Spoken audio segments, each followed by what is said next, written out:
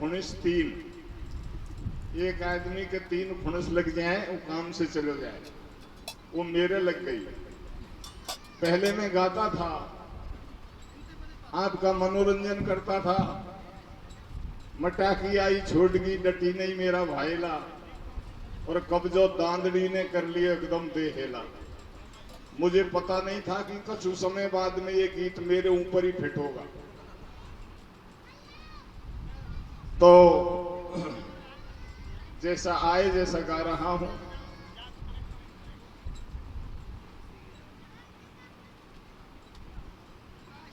मैं आपको गीत सुना रहा हूं।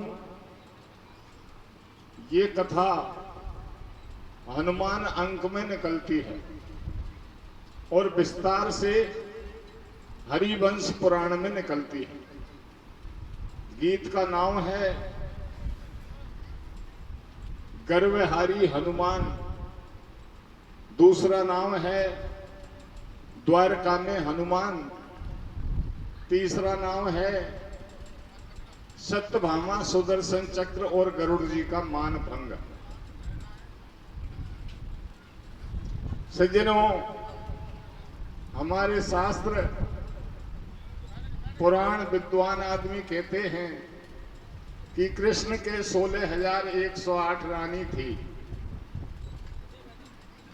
लेकिन 16,108 इनके घर में नहीं थी। इनके घर में तो मात्र 8 रानी थी। 16,100 तो वो मानी जाती है कृष्ण की पत्नी जो भौमासुर राक्षस ने अच्छी अच्छी सुंदरियों का हरण करके जेल में बंद कर रखा था। भगवान कृष्ण ने भौमासुर को मारकर 16,100 कन्याओं को जेल से मुक्त करवाया था। उन 16,100 कन्याओं ने प्रण किया था, हम शादी नहीं करेंगी, कृष्ण भगवान को ही अपना पति मानेंगी। तो 16,100 पत्नी तो कृष्ण की वो मानी जाती है और 8 इनके घर में हैं। आप जानते होंगे, और नहीं जानो याद रह जाए तो मैं बताऊं। सत्या, कृत्या, मितगंधा, कालंदी, रोहिणी, लक्ष्मणा, गंधारी, जामवंती, रुक्मणी, सत्यभामा, ये कृष्ण की 8 रानी है। इनमें जो सत्यभामा नाम की थी, ये गांव के भाईचारे के हिसाब से इनका काका लगता था सत्राजीत यादव। उनकी लड़की सत्यभामा इनकी एक पटरानी थी।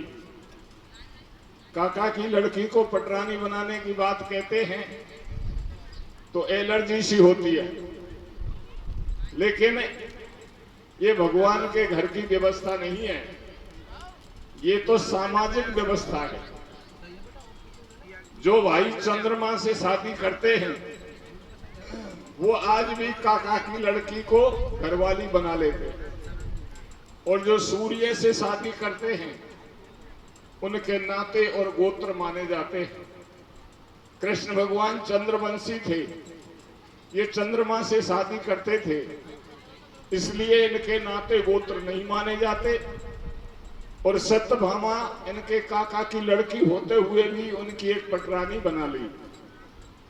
सत्यभामा के बारे में लिखा है, ये 8 पटरानियों में सबसे सुंदर थी और इनकी सुंदरता पे इनको गरूर था कि मुझे श्री कृष्ण के महलों में और कोई दूसरी मुझ से ज्यादा सुंदर नहीं है। एक बार नारद जी ने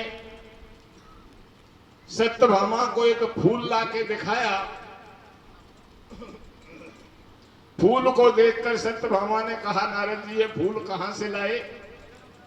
बोले आज से 6 महीने पहले मैं देवताओं की सभा में गया था। इस फूल का दुनिया में एक ही वृक्ष है जो इंद्र के दरवाजे पे है। जब मैं वापस आया तो ये फूल झड़ के नीचे पड़ा हुआ था। मुझे अच्छा लगा, मैं उठा लाया, मौका मिला आज तुमको दिखाया। सत्यभामा ने कहा, नारद जी 6 महीने पहले आप लाए और ये फूल आज तक मुरझाया नहीं। नारद जी ने कहा, बस यही तो खूबी है, चाहे पेड़ में हो चाहे नीचे रखे हो, ये फूल कभी मुरझाते नहीं। बोले नारद जी ये कौन सा वृक्ष है? बताया समुद्र मंथन में निकला, इसको कल्प वृक्ष कहते हैं, कल्पद्रुम कहते हैं, पारिजात वृक्ष कहते हैं। बोले नारद जी ऐसा पेड़ तो हमारे घर भी होना चाहिए जिसके फूल कभी मुरझाते नहीं। नारद जी ने कहा एक ही वृक्ष है इंद्र के पास, कृष्ण से कह दो वो ले आएंगे। सत्यभामा हटकर गई। कृष्ण ने इंद्र से पारिजात का वृक्ष मांगा, इंद्र ने मना कर दिया। ये हमारा प्रतीक चिन्ह है, ऐसा पेड़ दुनिया में दूसरा नहीं है, ये हमारे हिस्से में आया था, हम इसको नहीं देंगे। उस पारिजात वृक्ष के पीछे जोरदार युद्ध हुआ। उस युद्ध में इंद्र के पास जो दधीच ऋषि की हड्डियों का अजय वज्र था, उस वज्र के सामने कृष्ण की सेना हार कर भागने लगी। कृष्ण ने सोचा कहां का पारिजात लिया, यादवों की जान के लाले पड़ गए। तो भगवान कृष्ण के सुदर्शन चक्र ने इंद्र के वज्र को रोक दिया और देवताओं को खदेड़ दिया। सूना मौका मिल गया, यादव लोग उस पारिजात को इंद्र के यहां से लाकर सत्यभामा के आंगन में लगा देते। सत्यभामा को पहले ही गरूर था, अब और हो गया, क्योंकि विचार करती है भगवान जब अवतार लेते हैं तो देवताओं के पक्ष में लेते हैं, देवताओं के लिए लेते हैं, क्योंकि धर्म के प्रतीक देवता है। गीता जी में भी लिखा है यदा यदा ही धर्मस्य ग्लानिर्भवति भारते अभ्युत्थानं धर्मस्य तदात्मान सज्जाम्यहम् परित्राणाय साधूनां विनाशकर्ताय च दुष्कृतां धर्म संस्थापनार्थाय संभवामि युगे युगे। भगवान देवताओं के लिए धर्म की स्थापना करने के लिए युग युग में अवतार लेते हैं। अरे मेरे कहने से तो इस देवताओं से लड़ गए और इस पारिजात वृक्ष को देवताओं से लड़ाई लड़के मेरे आंगन में लगा दिया। ये मेरी सुंदरता का प्रमाण है, मैं इतनी सुंदर हूं, मैं कहती हूं वो काम करते हैं। एक दिन कृष्ण भगवान से कहने लगी महाराज एक बात बताओ, तुम त्रेता युग में राम जी बने थे? बोले हाँ। तुम वन को गए और दंडकारण्य बन के पंचवटी आश्रम से सीता का हरण हो गया। तुम सीता के पीछे ऐसे पागल क्यों हो गए? जो पेड़ पौधाओं से पूछ रहे थे, जंगल के जानवरों से पूछ रहे थे कहीं सीता देखी है, पक्षियों से पूछ रहे थे हे खगमृग हे मधुकर श्रेणी तुम देखी सीता मृगनैनी। क्या जानवर और ये पेड़ पौधा बता सकते हैं सीता को कौन ले गया? और जब पता चल गया तो कितना प्रयत्न किया, समुद्र का पुल बनाया, लंका में लड़ाई लड़ी, जब सीता को लेके आए। मैं पूछना चाहती हूं क्या वो सीता मुझसे ज्यादा सुंदर थी क्या, जिसका पीछा इतना किया? क्या ऐसी सीता और नहीं मिलती आपको? भगवान समझ गए सत्यभामा को अपने सौंदर्य पे, अपने रूप पे गर्व है। और सज्जनों, जिनके हृदय में गर्व होता है उनके हृदय में अभिमान होता है। अभिमान जिनके हृदय में होता है उनके हृदय में क्रोध होता है, और क्रोध जिनके हृदय में होता है वो ही राक्षस होते हैं। अपने अपने हृदय को टटोल के देख लो, जिनके हृदय में क्रोध है, गर्व है, अभिमान है, वो राक्षस है। शंकर भगवान के 2 पुत्र देवता हैं, बाकी सारे राक्षस हैं। क्यों? कि खानदान का नाम राक्षस नहीं होता, राक्षस कर्मों का नाम होता है। भगवान सोच रहे हैं सत्यभामा को गर्व हो गया और ये राक्षस प्रवृत्ति की तरफ जाएगी, इनका गर्व दूर करना मेरा फर्ज बनता है। जब भगवान सत्यभामा के गर्व को नहीं छोड़ते तो हमारे तुम्हारे गर्व को कैसे छोड़ देंगे? इसलिए आदमी को गर्व नहीं करना चाहिए। गीता जी में भी बताया है अर्जुन ने पूछा है, महाराज राक्षस कौन होते हैं और देवता कौन होते हैं? भगवान कृष्ण ने संक्षिप्त में बताया है, थोड़े से में। ये शास्त्र विधि मित्रज वर्तते काम कारक है। हे अर्जुन, जो शास्त्र विधि को त्याग करे, मनमाने ढंग से अहमता पूर्वक काम करता है, वही राक्षस होता है। तो देखिए सत्यभामा के गर्भ को कैसे दूर करेंगे। आप भी कछु शांत रह करके सुनेंगे। कछु मैं कोशिश करूंगा आप तक पहुंचाने की, और नहीं पहुंचे तो मैं तो या मारवाड़ में एक गीत गावे, जब दूल्हा पौड़ी पे आए, जब या तो देखो भाड़े आयो रे मोरड़ो घणो, हम तो कहें या तो बड़ो बूढ़ो जवान है, उधर कहते हैं मोरड़ो, या तो मोरड़ो, तुम्हें तो मोरड़ो आदमी हूं। त्यारे नीचे सू तो झूठी हमड़ भरते रहीजो, मेरो मन लग जाएगा। बुढ़ापे में बेइज्जती मत करना, कोशिश करूंगा। हाँ रे साची साची खेदे हो बलम घरवाड़ी सू, कैसे रो तो छोड़ो लवानी में सीता प्यारी हूँ। साची साची खेदे हो बलम घरवाड़ी सू, रो तो छोड़ो लवानी में सीता प्यारी हूँ। साची साची खेदे हो बलम घरवाड़ी सू, रो तो छोड़ो लवानी में सीता प्यारी। मुझे हंस बाहरी मात बिने सुन लीजे, मन कंठ विराजो आए बुद्धि वर दीजे। जय पवन देव के सुत कपीस जगबंदन, श्री राम भक्त हनुमान केसरी नंदन। श्री कृष्ण द्वारकाधीश नवाऊं शीस संत हितकारी, दीनन के दीन दयाल दुष्ट संहारी। भाई कैसे उभाव को भाव जपो तुम नाम चक्र पाणी को, मत कर जो गर्भ गुमान तन दुआनी को। ये चक्र सुदर्शन और गरुड़ हरिवाहन ज्ञानी को, भैया और मेटेंगे अभिमान कृष्ण सतभामा रानी को। रे सामने सामने गदर वो माला मगर मारे तो, लो लो लो लो लो मारे सीता प्यारी को।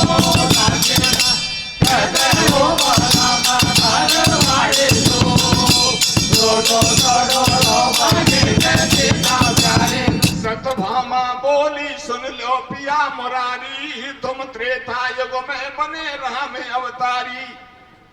जब पंचवटी पे हर लई सीता प्यारी, सीता के पीछे बन बन फिरे मुरारी। थी कितनी सुंदर सिया बताओ पिया मेट दो शंका, वक पीछे पड़ते गए तोड़ गई लंका। सतभामा की गुमान जान गए श्री कृष्ण भगवान, रूप को है या तू अभिमान, आपने मुख से रही बखान। मान या को हर लेनो चाहिए, और मोहन ने मुस्काए बात यो सतभामा से कही है। तो कुछ झूठो है अभिमान, दाव हारेगी सट्टे में कैसे, और लग सीता को रूप उड़े सतभामा पट्टे में। साधे साधे कहते हो बाला मगर मारे दो, दो दो दो दो दो मारे में सीता प्यारी को। साधे कहते हो बाला मगर मारे दो, दो दो दो दो मारे में सीता प्यारी। जब सत्यभामा ने अपनी सुंदरता का बखान किया, तो भगवान कृष्ण कहने लगे, सत्यभामा मैं मानता हूं तू सब रानियों में सुंदर है, लेकिन सीता की सुंदरता पे बाजी मत लगावे, नहीं तो ये झूठो है अभिमान, दाव हारेगी सट्टे में, और लक सीता को रूप उड़े सतभामा बट्टे में। तू सीता के सामने तो बट्टे में उड़ जाएगी, लेकिन सत्यभामा जी को बात जची नहीं, भगवान झूठ बोल रहे हैं। फिर क्या कहती हैं? सत्यभामा बोली, सुनो नाथ क्या करते हो, सीता की बात ब्रज में नारी 16,000 पटरानी 8 राधा से भैर। ये देख मेरो मोंडो पानी शर्मा में सारी पटरानी, सत्यामित बिंदा कालंदी रुक्मणी लगे मोसे मंदी, रोहिणी लक्ष्मणा गंधारी मेरी सब में शोभा न्यारी। तुम रात दिन 8वीं याम रहते हो, मेरे संग श्याम लागे सतभामा प्यारी, और फिर भी मोसे सुंदर क्यों बतलाई जनक दुलारी। सीता के पीछे प्रिय प्यारे जा लंका में निश्चर मारे, जब देवन की बंद छुड़ाई, और मेरे कहने से तुमने देवन से लड़ी लड़ाई। मैंने राखी मेरी टेक मान मरुआ दियो इंद्र को, मेरे आंगन में लगवा लियो थारी जात पुरंदर को। रे साधे साधे करे वो वाला माधर वाले दो, रो दो दो दो रो बने करके प्यारे दो, साधे करे वो वाला माधर वाले दो, रो दो दो रो बने करके प्यारे दो। सत्यभामा कहने लगी, महाराज आपने जब लंका में लड़ाई लड़ी तो सीता जी को कोई स्थान नहीं दिया था। सीता के बारे में तो आपने ये कहा था कि सीता हरण का तो मैंने नाटक बनाया है, नहीं तो मेरा अवतार हुआ है रावण को मारने के लिए, क्योंकि ये रावण देवताओं से चाकरी करवाता था, इसलिए रावण के बंधन से देवताओं को मुक्त करवाया। सीता हरण का तो मैंने बहाना बनाया था, आपने सीता जी को कोई स्थान नहीं दिया। अरे मेरे कहने से तो तुम देवताओं से भी लड़ गए, और ये पारिजात का वृक्ष मेरे आंगन में खड़ा है, ये मेरी सुंदरता का प्रतीक प्रमाण और पट्टा है। मैं इतनी सुंदर नहीं होती तो मेरे कहने से देवताओं से लड़ाई नहीं लड़ते। जब पारिजात वृक्ष की बात कही तो भगवान का सुदर्शन चक्र वहीं रखा था। सुदर्शन चक्र कहने लगा, महाराज ये सत्यभामा झूठ बोल रही है। बोले कैसे? बोले ये कहती है मैंने पारिजात मंगवा लिया, ये कौन थी जो मंगवा लेती, और आप कौन थे जो पारिजात को ले आते? मैं नहीं होता तो।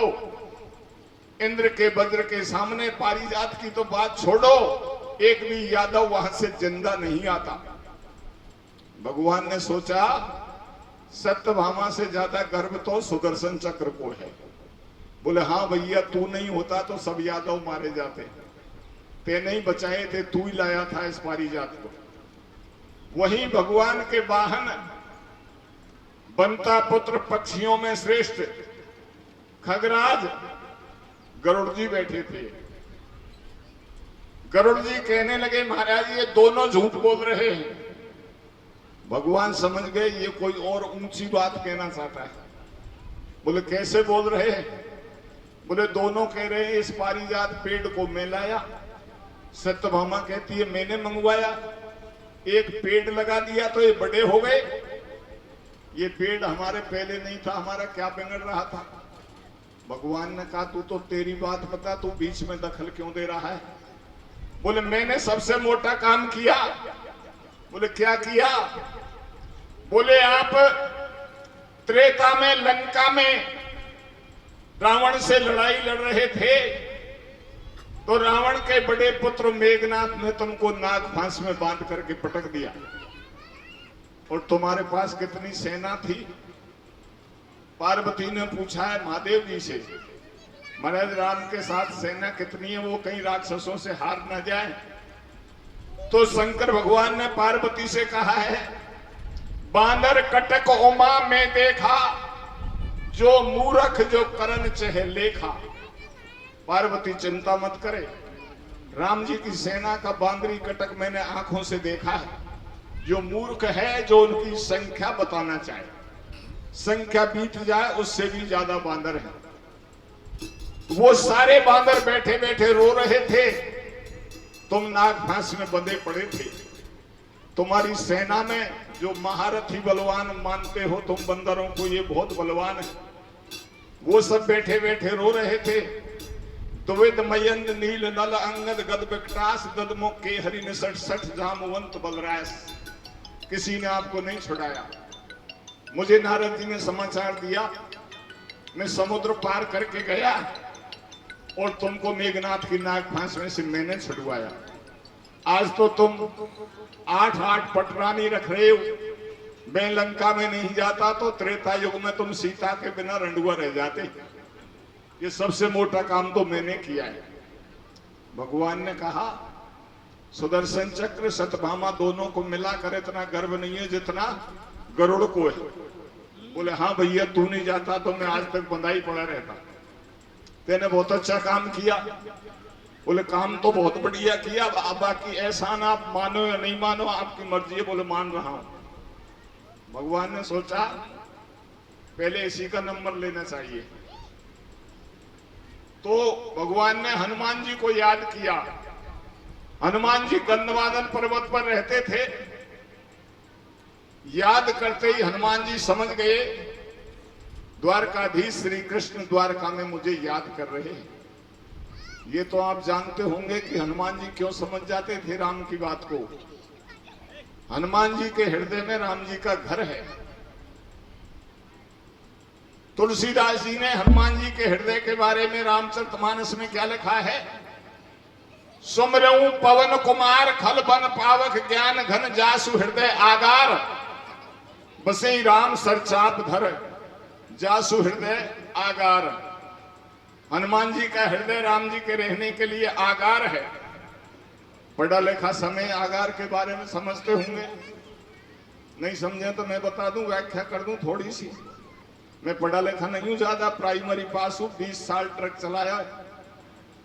ट्रक ड्राइवरन को और ये बातन को तो मेल ही नहीं हुए, लेकिन कोई आप लोगों की कृपा थी।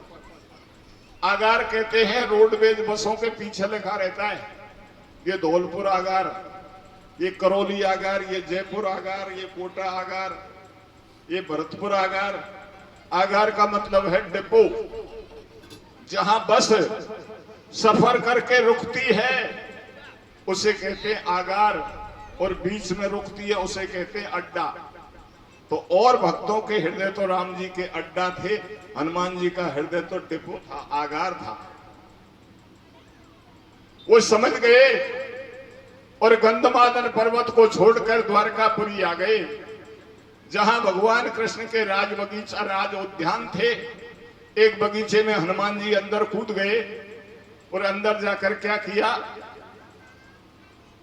हाँ जी, फल खाए 4 तोड़े 1000 फेंकी बिंगार सब नारंगी, तोड़े अनार खोदई बहार पादप उपाड़ फेंके जंगी, मालन जगायो माली बंदर भारो बलशाली, यानी मेटी सारी हरियाली, और तोड़ दिए फल फूल पेड़ सब करो बगीचा खाली। माली को जगाया, माली इधर मत जाना।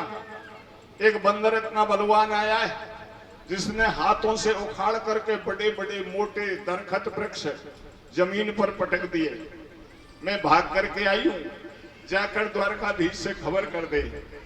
तो मालिन क्या कहती है माली से? क्या कहती है भैया? हाँ रे बंदर घुसको बागन में को खाई रे बेच अकेली की भैया, और कर दई बर्बादी टोराड़ी बेल चमेली की। बंदर घुसको बागन में को खाई रे बेच अकेली की, कर दई बर्बादी टोराड़ी बेल चमेली की। बंदर बागन में को खाई रे बेच अकेली की,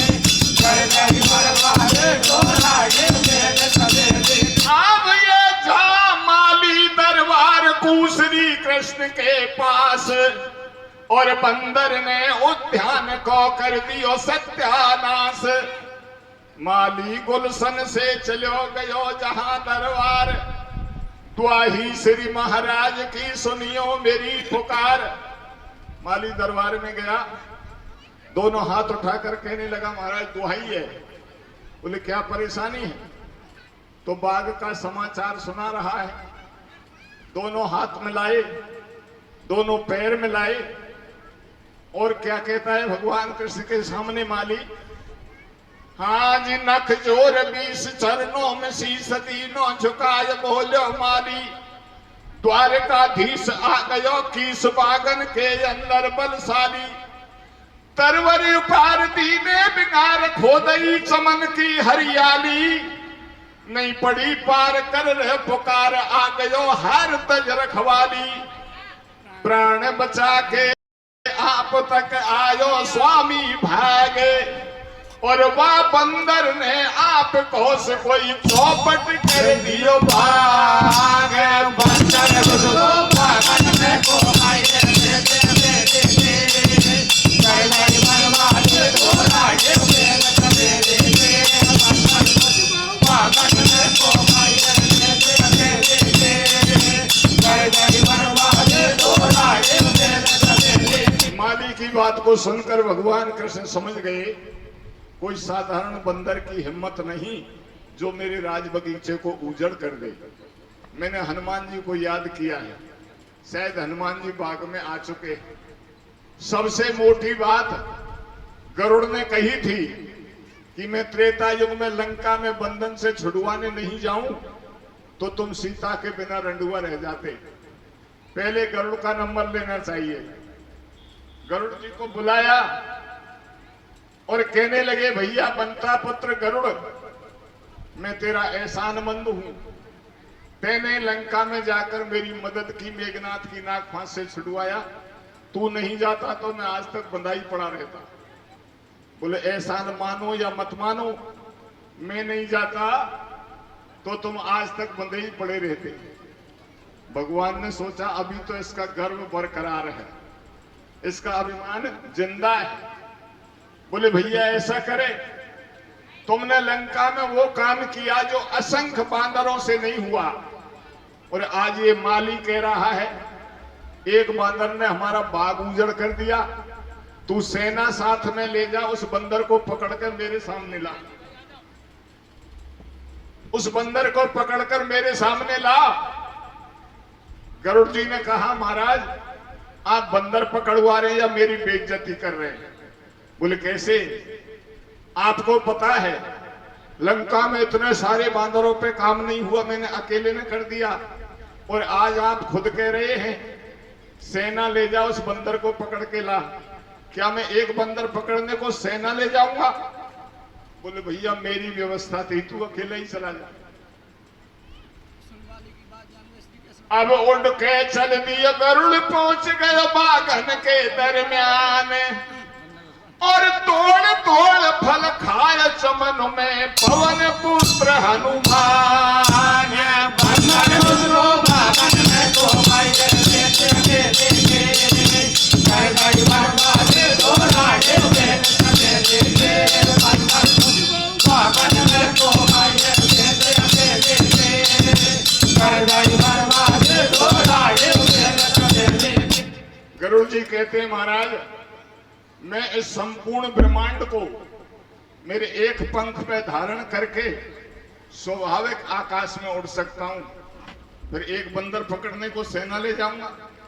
बोले भैया तेरी व्यवस्था है, तू अकेला ही चला जा, लेकिन बंदर को पकड़ के जल्दी ला।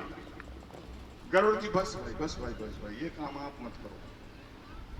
तो गरुड़ जी चल देते हैं और बाग में पहुंचते हैं। जाकर के बाग का दृश्य देखा, मोटे मोटे वृक्ष हनुमान जी ने हाथों से उखाड़ करके पटके। गरुड़ सोच रहा था बंदर बलवान तो है, लेकिन इस बंदर को मेरी ताकत का पता थोड़ी। गरुड़ जी ने अपनी शक्ति का प्रदर्शन किया, अपने पंखों से ऐसी तेज हवा चलाई, धरती से धूल उड़कर आकाश में छा गई। दिन में अंधेरा हो गया और हनुमान जी ने जो वृक्ष उखाड़ के पटके थे वो गरुड़ के पंखों की हवा से एक पेड़ दूसरे पेड़ के ऊपर चढ़ गया। मामला उल्टा सीधा हो गया, लेकिन हनुमान जी ने मुड़कर भी नहीं देखा कौन आया है, क्या हो रहा है। जैसे पहले बैठे थे ऐसे ही बैठे रहे। किसी प्रकार से अपनी गति से विचलित नहीं हुए, कोई प्रकार की हरकत या चेष्टा नहीं करी। गरुड़ ने सोचा मैंने इतना बवाल खड़ा कर दिया, लेकिन बंदर के ऊपर कोई असर नहीं हुआ। लगता है बंदर दिमाग से पागल है, इसके नजदीक जाके बात करनी चाहिए। गरुड़ जी हनुमान जी के पास आए, कहने लगे अरे क्यों आयो या बागों में, तू सुन मरकट धर ध्यान, बिटप बेल बिन बिहूनो तन कियो राज उद्यान। बंदर इस बाग में क्यों आया? आया तो इसको उजड़ क्यों किया? तो हनुमान जी क्या कह रहे हैं? कछु फल खाए भूख में, कछु फल खाए भूख में क्या अनहोनी बात, और कपि स्वभाव तोड़े तरु में बांदर की जात।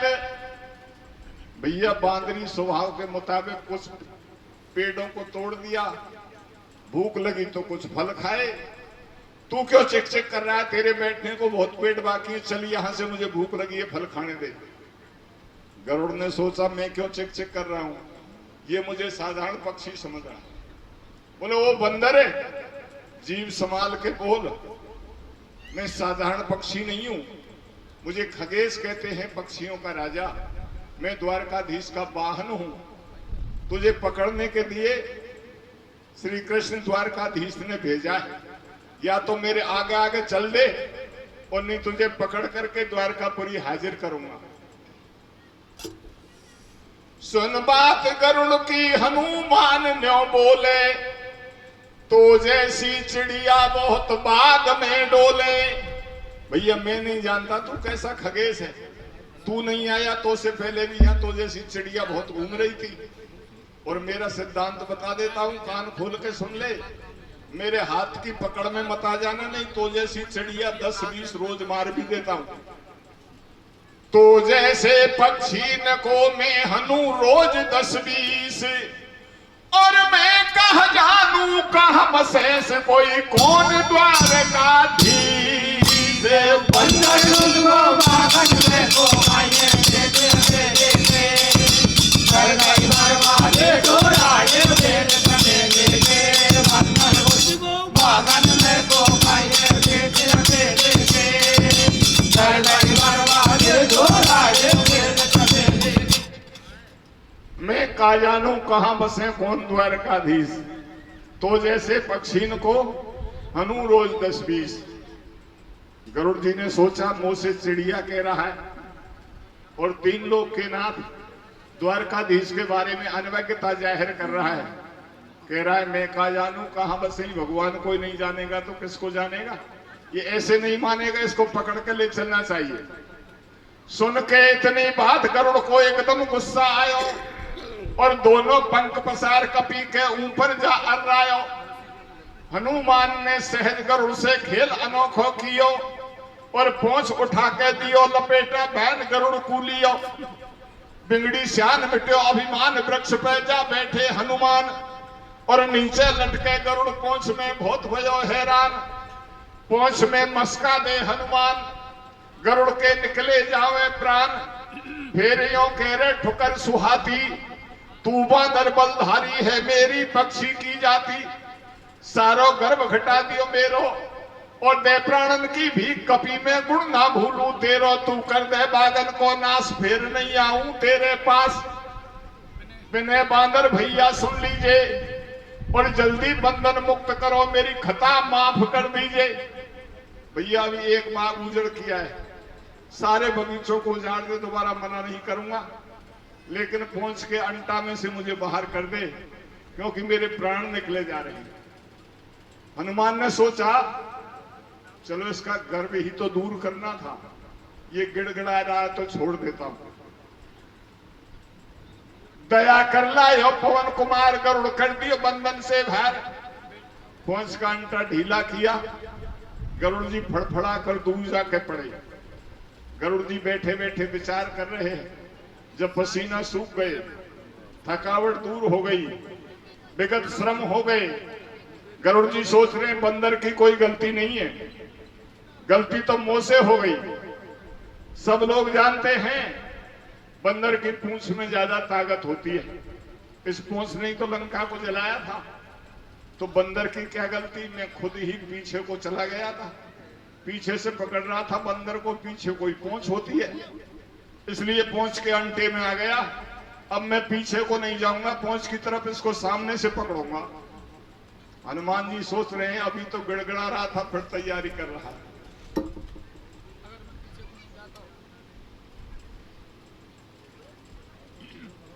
अगर मैं पीछे को नहीं जाता कैसे बंधन में बन जाता, अब राखूंगा पूंछ को ध्यान गरुड़ के। फिर आ गए अभिमान द्वारकापुरी, पकड़ ले जाऊं और पूंछ काट के बंडो कर दो, मर घट नाच नचाऊं। भाई आ तो दिखो गरुड़, देर नहीं कीनी बंदर ने, और एक हाथ से पकड़ फेंक दियो गरुड़ समंदर में। रे बंदर तुझको बावन में को मारने देते देते, कर गई बर्बाद को राजे मेरे सगे देते। बंदर तुझको बावन में को मारने देते देते, कर गई बर्बाद को राजे मेरे सगे देते। हनुमान जी ने गरुड़ को पकड़ा, पकड़ के फेंका, समुद्र में जाके गिरा। कभी पानी में अंदर, कभी बाहर, जैसे तैसे जान बचा करके भीगे पंखों को फड़फड़ाता हुआ द्वारकाधीश के सामने जाकर हाजिर हो गया। भगवान समझ गए हनुमान जी ने गरुड़ को पकड़ के फेंका है, समुद्र में भीग करके आया है। लेकिन ऐसे नहीं कह रहे, कह रहे वो गरुड़ फेंक दियो खगराज, पड़ो बारिद में गोता खावे, और गई मूर्छा आए, भीग गए पंख उड़ो नहीं जावे। गिरतो पड़तो बनता नंदनपुरी द्वारका आयो, और देख गरुड़ के हाल द्वारकाधीश कृष्ण मुस्कायो। अरे मैंने भेजो बागन में, तू कहां स्नान कर आयो। सांसी खेदे गरुड़ पकड़ बांदर को क्यों नहीं लायो। भैया गरुड़, तू मैंने बंदर पकड़ने भेजा था, तू तो मुझे ऐसा लग रहा है कहीं नहा धो करके घूमता हुआ आ रहा है। गरुड़ ने कहा घूमने उमने कहीं नहीं गया। बोले तेरे पंख शहादत दे रहे, तेरे पंख बता रहे तेने स्नान किया है। बोले पंख भीग रहे हैं, इनको स्नान मत मानना, ये तो खतरा में से निकल के आए। बोले खतरा में क्यों गया तू। बोले मैं बाग में ही गया था। तो बोले बाग में तो कोई बंदर बताया। बोले बस वो बंदर ही खतरनाक था, मैं पकड़ के फेंका, पहले तो पूंछ में बांध लिया, झूठ बोल करके निकल गया, और दोबारा सामने से पकड़ने की कोशिश की तो मुझे पकड़ के फेंका, मैं समुद्र में जाके गिरा। बोले तू झूठ बोल रहा है। मेरा वाहन गरुड़ इतना बलवान है कि लंका में असंख्य बांदरों पे काम नहीं हुआ जो तेने अकेले ने कर दिया। आज तू खुद कह रहा है एक बंदर ने पकड़ के फेंक दिया, मुझे विश्वास नहीं होता।